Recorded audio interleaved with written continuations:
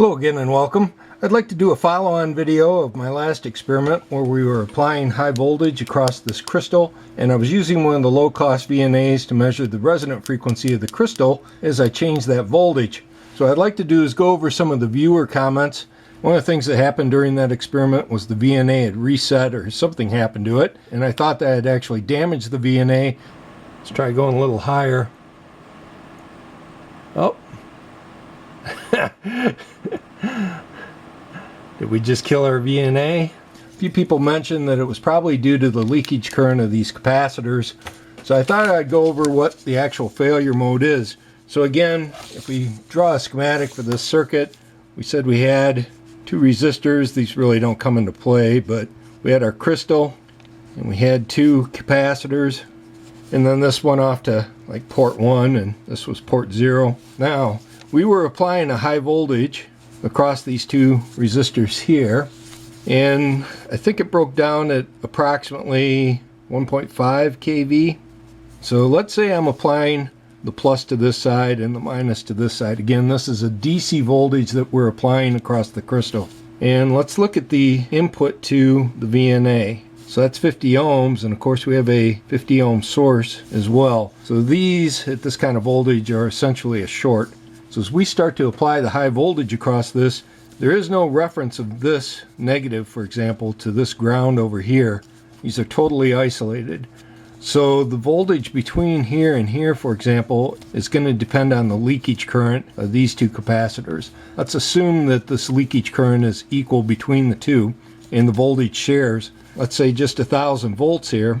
We're putting 500 volts across this capacitor, and we're putting 500 volts across this capacitor. Now these capacitors are again rated for 5,000 volts, and we were seeing a breakdown at 1.5 kilovolts. Well, what ends up happening here is we actually break down this crystal. So this becomes a dead short. These capacitors are fully charged, so now we placed 1,000 volts right across the input of the VNA. So again, each of these capacitors is 1,000 picofarads. So capacitors in series, it's going to divide, so the overall capacitance is 500 picofarads. So essentially what's happened is we've charged a 500 picofarad capacitor to somewhere around 1,500 volts, and then we discharge that across the two inputs of the VNA, and it didn't like it. And that's why I said I was surprised that we didn't damage it. I don't know on the H4 if that actually has any kind of TVSs or anything across the input. I don't even think I ever took that one apart. I did have the light VNA apart, and that actually does have TVSs right across the input. So I could believe that the H4, being newer than the original Nano VNA, could have some type of input protection. Still, that's a pretty bad transient to be applying to the input of your VNA. This is one of the reasons I said I would never run a test like this with my actual VNA. It's just not worth it. If anything were to go wrong and you damage the front end of that, that's going to be a fairly expensive unit to try to repair. One of the things that I've seen a lot of the ham radio people write about is taking a DC block and using that for their transient protection, not just with the Nano VNA, but with their spectrum analyzer. Somehow they're feeling that that capacitor, which is essentially what a DC block is providing some level of protection. Now again, a capacitor at DC is essentially an open. That's true. So it's not going to pass any DC through it. But for very high frequency, it's going to shoot through it. It's basically a dead short. And the higher the frequency, the lower the impedance. So when we're talking about fast transients, like basically what happened when this crystal shorted over, or let's say the spectrum analyzer was hooked up here and I provided an ESD discharge directly to this point here, it's going to shoot right through to the input of that. So adding a DC block for any kind of transient protection, it's not a good idea. It's just not adequate. That's why when I made that transient protection for the Nano VNA, and I actually used my gas grill igniter to apply some transients to the front end of that. Again, for that circuit, I had a gas discharge tube, and then that fed to an attenuator. I don't remember what kind, but something. And then that fed to a TVS. And the capacitance on that thing was very low. And then this went off to the network analyzer. So what happens is we apply the ESD transient to this point here. Eventually the gas discharge tube will start to conduct and the current will all flow through this path here. But until that happens, the transient feeds through this attenuator and it gets stopped by this transorb. So what ends up happening in this case, is the attenuator has to handle that entire voltage until this gas discharge tube fires and knocks it down to 0. I think I might have had a small capacitor in series with this. I think it was on the front end like here, so not over here. And the idea again was if we applied DC to the front end, that would be blocked by this capacitor. The other nice thing about this is this capacitor is going to be somewhat protected by this gas discharge tube once this thing fires. So if you're trying to protect your equipment, I would say something like this is probably going to be your best bet. So you just got a TVS with a very low capacitance tied right across the input. The problem with something like this is very low capacitance when you start playing with microwaves is not so very low. So you can really hurt the signal fidelity by putting something like this in there. Really what I say to do, use ESD mats, wear a strap, just following some basic guidelines, and that should protect your equipment. Another comment that was made, is it possible that this capacitance is changing enough and that loading is actually what's causing this frequency shift with the crystal? Again, I had mentioned during the video, it is fairly common to have your crystal and just place a small trimmer capacitor in parallel with it, and then you can change the resonant point with that. So what they're thinking is these particular parts are an X5V, so it's a class 2 device, and what they're suggesting is that we use something like this. So this is an NPO, so the stability of this capacitor is going to be quite a bit better than what these are. So for those of you that are not familiar with this particular problem, basically what happens is we take a ceramic capacitor and we apply a high voltage across it. The value of the capacitance actually changes. So the higher the voltage, the lower the capacitance. In some of the parts like Z5Us, for example, it's not uncommon to see a 50% change or more when you run those parts at their actual rated voltage. So how do you measure something like that? So one way you can do that is just using a standard digital multimeter. Now, I'm not suggesting you're going to do this with just any multimeter, but I'm going to attempt to do this experiment using my BM869S. This is made by Bryman. This is by far my favorite meter of the ones that I've looked at so far. And of course, one of the things that I talk about in all my testing is the robustness of these meters. And to perform this particular measurement, that actually becomes quite important. So let me just kind of draw a little quick schematic here of what I've got going on. So we're going to take our variable high voltage power supply. We're going to place that in series with our BM869S, which will be in series with our device under test. So this will be the capacitor that we want to measure. So we'll be placing the BM869S into the capacitance mode, and we're going to measure the capacitance of this device while we're applying this high voltage here. So if you know how the meter works, you know that this is essentially going to be a short for high voltage. So it'll have some drop, but not very much. The problem that you run into, this actually wants to see a very low impedance over here. Of course, with this high voltage power supply, I don't have that. So what we're going to do is we're going to take a high voltage cap, we're going to place that right in parallel with our power supply, and we're going to make sure that this value of this cap is much, much greater than our DUT. So the error will be minimal. Now, of course, what can happen here is if this capacitor were to short out, let's just say it arcs. Now what we've done is we've taken this high voltage power supply along with this capacitor and we've dumped that directly across the meter. So I wouldn't do this with a cheap Harbor Freight meter, for example. It doesn't have any input protection and it probably would not survive a transient like this. Again, we're going to be applying 1,500 volts, maybe 2 kilovolts across our little test devices out here, which could certainly damage a cheap meter like that. But again, when I start talking about meter robustness, we set that criteria at 6,000 volts before I consider a meter robust. And it's exactly these kinds of tests that I perform here that can potentially damage a multimeter. So I've certainly done that myself in the past, running different experiments like that. I know I get a lot of people that say, oh, you should never apply high voltage, you know, it gives you the numbers here, blah, blah, blah. But I'm just telling you, this is the kind of stuff that I do here. And again, accidents can happen, and then you're out of meter. So I'm pretty confident that this particular meter is going to survive anything going wrong with this particular test. So let me get this thing set up, and we'll take some measurements. All right, so this is our test setup. You can see I have our high voltage power supply. The output of this is going to be DC. This is connected directly across this series of capacitors. These are a stacked ceramic capacitor. The overall capacitance of this is about a half a microfarad. Let's just start out with this capacitor. You can see this is a 0.01 microfarad and it's a Z5U. We're just going to attach this directly across our clip leads here, and you can see the meter reads pretty close to 0.01 or 10 nanofarads. And we're going to take a second BM869S here. Let's go ahead and I'll turn on the power supply. Let's set this to DC volts. And of course, if I measure the voltage across this right now, you can see it basically reads 0 volts. So let's go ahead and turn this up a little bit. So there's 440 volts. And we can see if we look at the voltage across the capacitor, it's basically 445. So again, the voltage across the meter itself, you can see is basically 0. So again, the voltage drop across the meter is very low.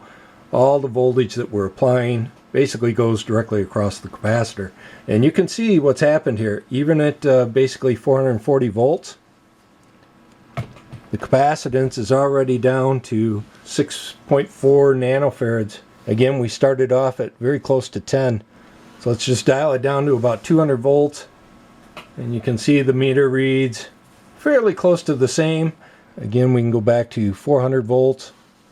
And we'll call that 7.1. And let's go to 600.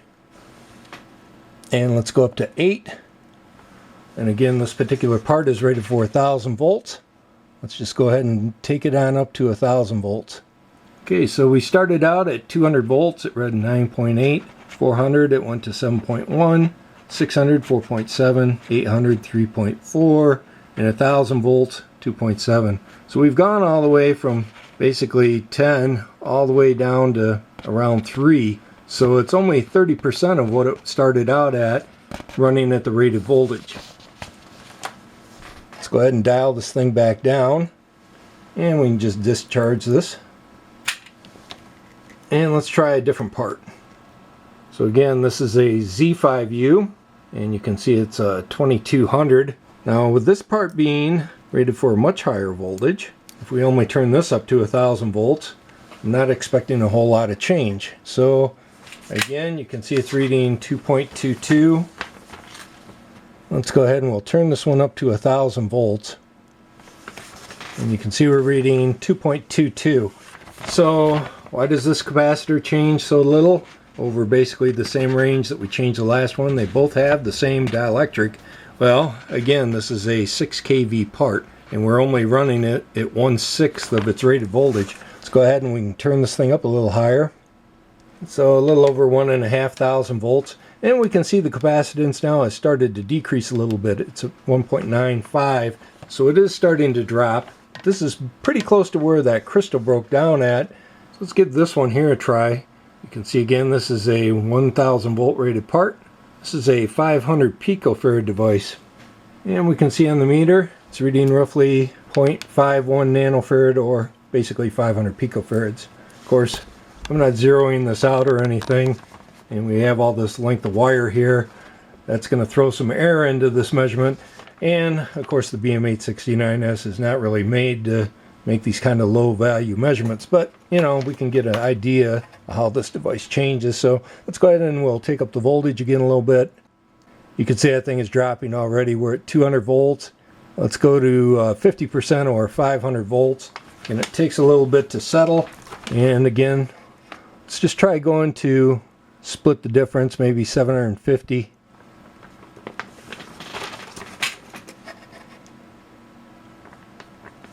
And again, at 1000 volts, you can see we're at 0.38. So again, we started off at 0.52, at 0 volts, 500 volts, 0.46, 750, 0.42, 1000 volts, 0.38. So again, quite a bit of change.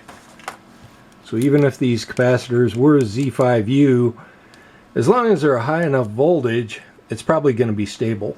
Now, of course, that's not always going to be true. I think what you're going to find is that people that are designing devices for high voltage where the capacitance is critical, they're going to take the time to make these kind of measurements, especially if the manufacturer doesn't define it already. All right, so I have another one of these capacitors. There you can see it's the same brand, same series part, X5V, 10%, 5 kilovolts. Let's just try this one here. Right, you can see at 0 volt, this particular part reads roughly 1.08, and we'll go ahead and take it on up to 500, somewhere around there, and it's got 1.07, and let's try it at 1000 volts. Alright, so 1.08, and let's take it on up higher. This will be 1.5 kilovolts. Alright, so looks like we bumped up a count. So again, we started out, it was 107, then it bumped to 108, then we went to 500 volts, we got 107, 1000 volts, 108, and then at 1.5 kV, 109. So basically within one count, all the way up to the voltage where the crystal broke down. It's not a lot of change capacitance, so I believe that these particular capacitors being used to make this measurement are not the cause of the resonance change that we're measuring. Again, the other thing about this is I had actually changed the polarity of the voltage across this, and what we saw is the resonance shifted the opposite direction, and I wouldn't expect that that's what we would see if it was the value of these capacitors changing. We'll be using the BM869S to measure this variable capacitor. First thing we'll do is just measure the capacitors in our box. We can go ahead and zero this out, and this will be a 1 nanofarad device, and you can see the meter still reads spot on, and this will be 150 picofarads.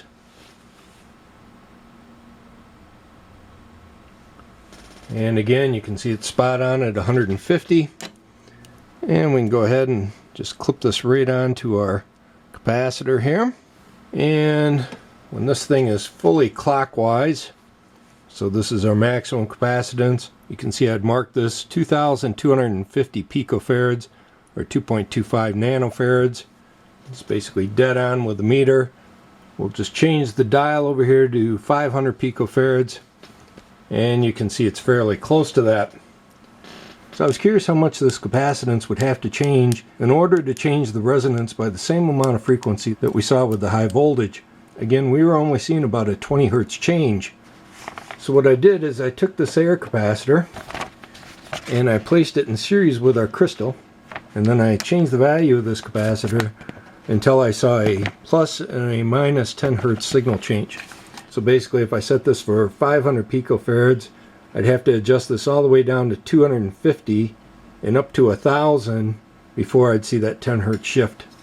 Again, keeping in mind that to get the resonance to change polarity, I have to actually have this value increase in capacitance. And when we're applying a high voltage, the capacitance decreases.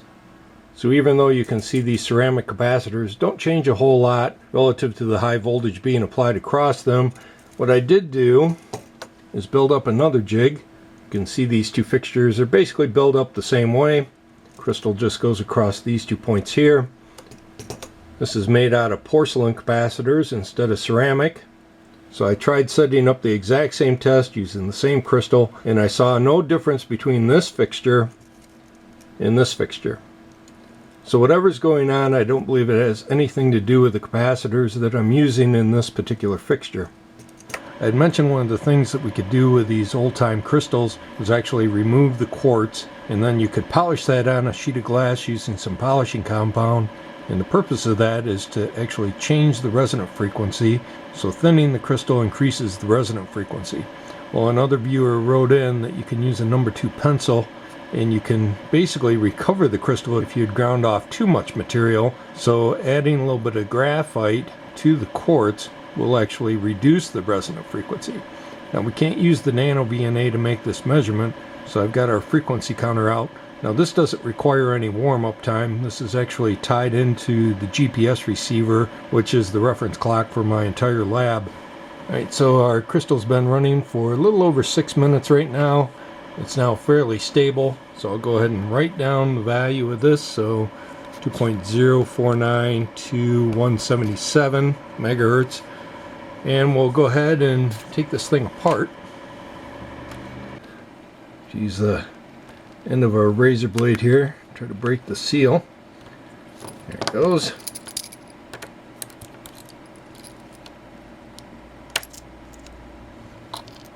And there's our spring and our gasket. Let's try to keep these in the same order. There we go. Go over it in both directions. Just try to make sure that we're 100% covered. I really don't have any idea how much of a shift we'll see with this. So we'll give it the benefit of the doubt and just try to make it shift as much as possible.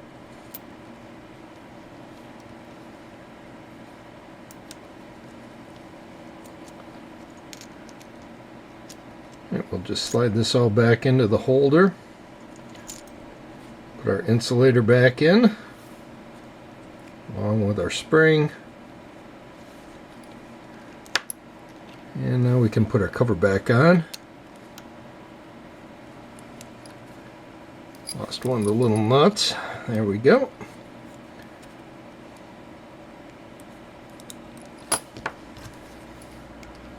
Okay, let's put this back into our fixture.